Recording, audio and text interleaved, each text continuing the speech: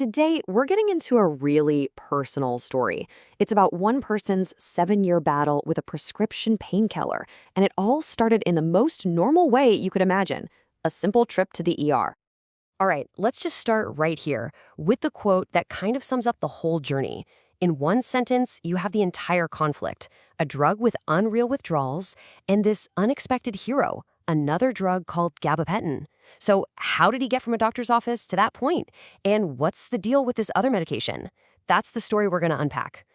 So let's rewind back to the beginning. Part 1, a safe prescription. We're in 2007. Our narrator, who's a military vet, heads to the ER because a neck injury from his service days is acting up. He walks out with a prescription for something he's never even heard of before, Tramadol. And this is where you see this massive gap. On the left, that's what the doctors told him. The ER doc called it non-narcotic. His own doctor said it was pseudo-narcotic and had a low risk for abuse. But then you look at the right, and that's the reality.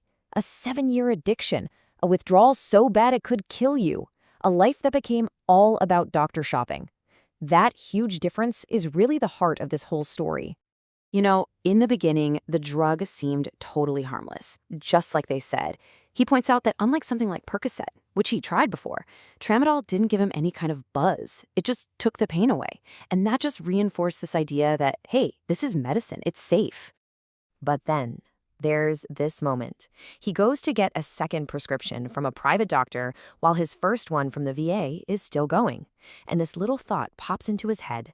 It's kind of chilling, right? Because even without that high, some part of him already sensed the danger. All right, let's get into the next phase. This is how 30 pills a month somehow turned into 270. Section 2, the invisible escalation. This is where that supposedly harmless prescription just completely spirals out of control. Just look at this timeline. You can see this slow, quiet creep. It starts with 60 pills a month from 2 different doctors, but over the next 4 years, it just explodes to 270 a month. And how did that happen?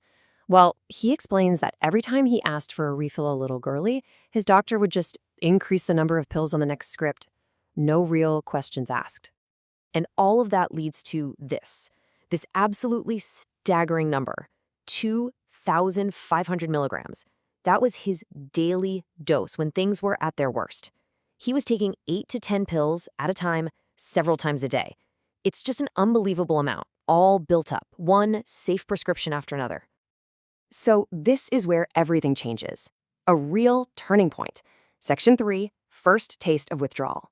This is the moment the addiction stops being just a number on a bottle and becomes this horrible physical thing.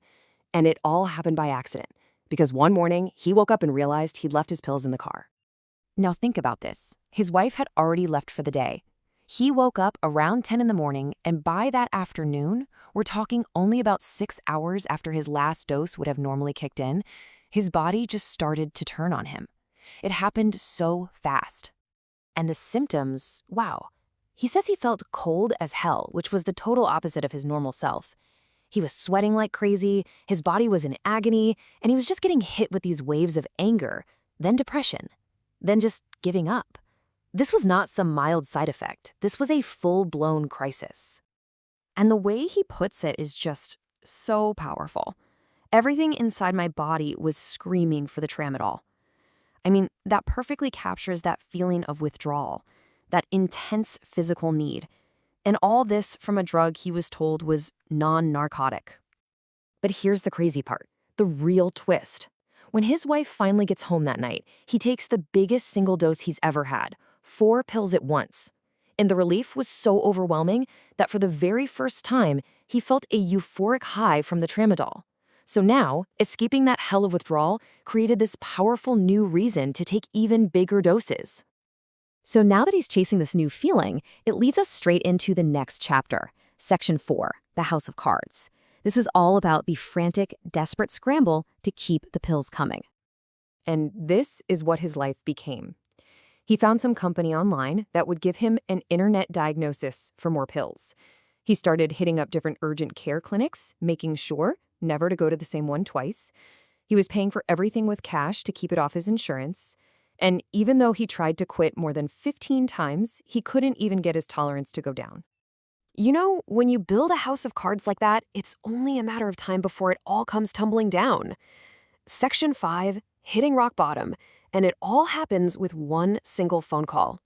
So here it is. He's run out of pills. He tries to refill 2 weeks early, but the pharmacy flags it and tells him he needs his doctor's okay. So he calls the doctor's emergency line, totally desperate, and just lays it all out there. He says, "I'm going to withdraw if I don't get any." It was a complete cry for help. And the doctor's response? It's just stunningly cold. The doctor calls the pharmacy, confirms how often he's been refilling early, and then just says, "Well, I guess you have to go through that then." The same person who kept upping his dose for years just cut him loose. And let's be really clear about how dangerous this was. He was being forced to quit cold turkey from a huge daily dose. With Tramadol, that's known to cause seizures. So the doctor who once called the drug low risk was now leaving him to face a really high-risk withdrawal, all on his own. But just when it seems like all hope is lost, the story takes a turn. Section 6, the solution. After being completely abandoned by his doctor, he ends up finding a different path to recovery, one that actually works. So, here's the plan he finally found, the one that worked, and it came from his uncle, who's a doctor. Step 1, just stop the Tramadol cold turkey.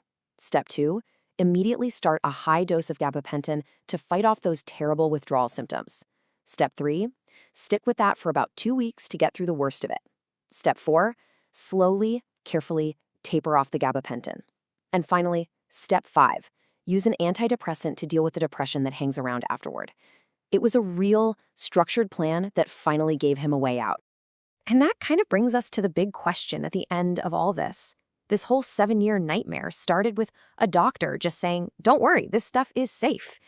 It really makes you wonder, who are you supposed to trust when the people telling you something is safe are wrong?